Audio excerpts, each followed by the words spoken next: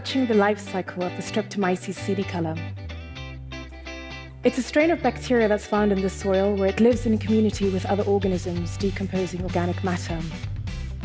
Pseudicolor is a beautiful organism, a powerhouse for synthesizing organic chemical compounds. It produces an antibiotic called actinohodin, which ranges in color from blue to pink and purple, depending on the acidity of its environment. That it produces this pigment molecule sparked my curiosity and led me to collaborate closely with pseudicolor. It is an unlikely partnership, but it's one that completely transformed my practice as a materials designer. From it, I understood how nature was going to completely revolutionize how we design and build our environments, and that organisms like pseudicolor were going to help us grow our material future. So what's wrong with things as they are? Well, for the last century, we've organized ourselves around fossil fuels, arguably the most valuable material system we have ever known. We are tethered to this resource, and we've crafted a dependency on it that defines our identities, cultures, our ways of making, and our economies. But our fossil fuel-based activities are reshaping the Earth with the kind of violence that is capable of dramatically changing the climate, of accelerating a loss of biodiversity, and even sustaining human conflict. We're living in a world where the denial of this dependence has become deadly. And its reasons are multiple, but they include the privilege of not being affected, and what I believe is a profound lack of imagination about how else we could live within the limits of this planet's boundaries. Fossil fuels will one day give way to renewable energy. That means we need to find new material systems that are not petroleum-based. I believe that those material systems will be biological, but what matters is how we design and build them. They mustn't perpetuate the destructive legacies of the oil age. When you look at this image, what do you see? Well, I see a highly sophisticated biological system that, through the use of enzymes, can move and place atoms more quickly and precisely than anything we've ever engineered. And we know that it can do this at scale. Nature has evolved over 3.8 billion years to be able to do this. But now, through the use of synthetic biology, an emerging scientific discipline that seeks to customize this functionality of living systems, we can now rapid prototype the assembly of DNA. That means that we can engineer the kind of biological precision that makes it possible to design a bacteria that can recycle metal, to grow fungi into furniture, and even sequester renewable energy from algae. To think about how we might access this inherent brilliance of nature to build things from living things. Let's consider the biological process of fermentation. I've come to think of fermentation, when harnessed by humans, as an advanced technological toolkit for our survival. When a solid or liquid ferments, it's chemically broken down by bacterial fungi. The byproduct of this is what we value. So, for example, we add yeast to grapes to make wine. Well, in nature, these transformations are part of a complex network, a continuous cycle that redistributes energy. Fermentation gives rise to multi-species interactions of bacteria and fungi, plants, insects, animals, and humans. In other words, whole ecosystems. We've known about these powerful microbial interactions for thousands of years. You can see how through the fermentation of grains, vegetal matter, and animal products, all peoples and cultures of the world have domesticated microorganisms to make the inedible edible. And there's even evidence that as early as 350 AD, people deliberately fermented foodstuffs that contained antibiotics. The skeletal remains of some Sudanese Nubia were found to contain significant deposits of tetracycline. That's an antibiotic that we use in modern medicine today.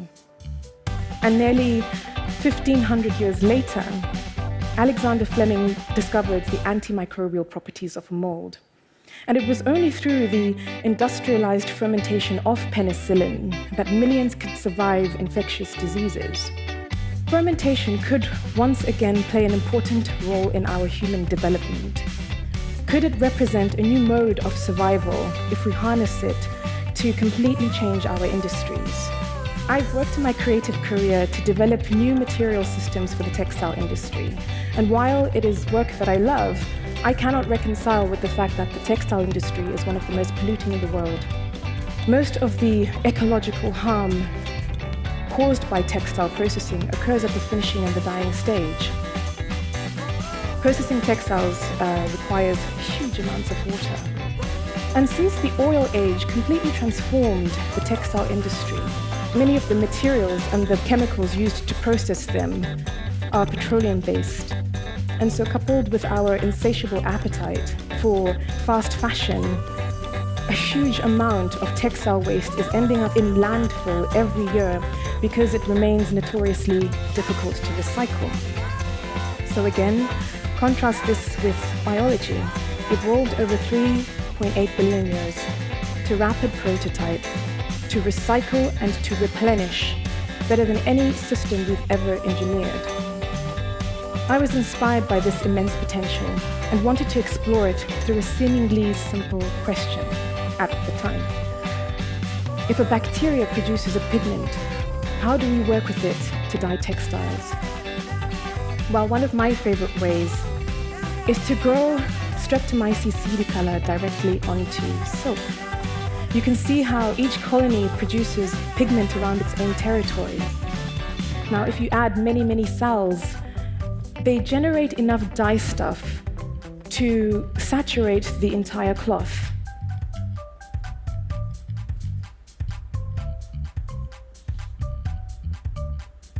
Now, the magical thing about dyeing textiles in this way, the sort of direct fermentation when you add the bacteria directly onto the silk, is that to dye one t-shirt, the bacteria survive on just 200 milliliters of water. And you can see how this process generates very little runoff and produces a color-fast pigment without the use of any chemicals. So now you're thinking, and you're thinking right, an inherent problem associated with designing with a living system is how do you guide a medium that has a life force of its own? Well, once you've established the baseline for cultivating Streptomyces so that it consistently produces enough pigment, you can turn to twisting, folding, clamping, dipping, spraying, submerging. All of these begin to inform the aesthetics of CD Color's activity. And using them in a systematic way enables us to be able to generate an organic pattern, a uniform dye, and even a graphic print. Another problem is how to scale these artisanal methods of making so that we can start to use them in industry. When we talk about scale, we consider two things in parallel: scaling the biology and then scaling the tools and the processes required to work with the biology. If we can do this, then we can move what happens on a petri dish so that it can meet the human scale, and then hopefully the architecture of our environments. If Fleming were alive today, this would definitely be a part of his toolkit. You're looking at our current best guess of how to scale biology. It's a bioreactor, a kind of microorganism brewery that contains yeasts that have been engineered to produce specific commodity chemicals and compounds, like fragrances and flavors. It's actually connected to a suite of automated hardware and software that read in real time and feed back to a design team the growth conditions of a microbe. So we can use this system to model the growth characteristics of an organism like CD Color to see how it would ferment at 50,000 liters. I'm currently based at Ginkgo Bioworks, which is a biotechnology startup in Boston. I am working to see how their platform for scaling biology interfaces with my artisanal methods of designing with bacteria for textiles. We're doing things like engineering Streptomyces CD Color to see if it can produce more pigment. And we're even looking at the tools for synthetic biology, tools that have been designed specifically to automate synthetic biology, to see how they could adapt to become tools to print and dye textiles. I'm also leveraging digital fabrication because the tools that I need to work with Streptomyces silicolor don't actually exist. So in this case, in the last week actually, I've just designed a Petri dish that is engineered to produce a bespoke print on a whole garment. We're making lots of kimonos. Here's the exciting thing. I'm not alone. There are others who are building capacity in this field, like Microworks. Microworks is a startup that wants to replace animal leather with mushroom leather, a versatile, high-performance material that has applications beyond textiles and into product and architecture. And Bolt Threads. They've engineered a yeast to produce spider silk protein that can be spun into a highly programmable yarn. So think water resistance, stretchability, and super strength. To reach economies of scale, these kinds of startups are having to build and design and engineer the infrastructure to work with biology. For example, Bolt Threads have had to engage in some extreme biomimicry to be able to spin the product this yeast creates into a yarn. They've engineered a yarn-making machine that mimics the physiological conditions under which spiders ordinarily spin their own silk.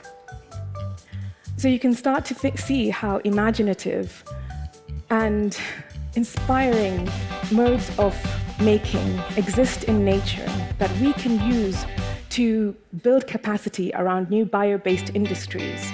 What we now have is the technology to design, build, test, and scale these capabilities.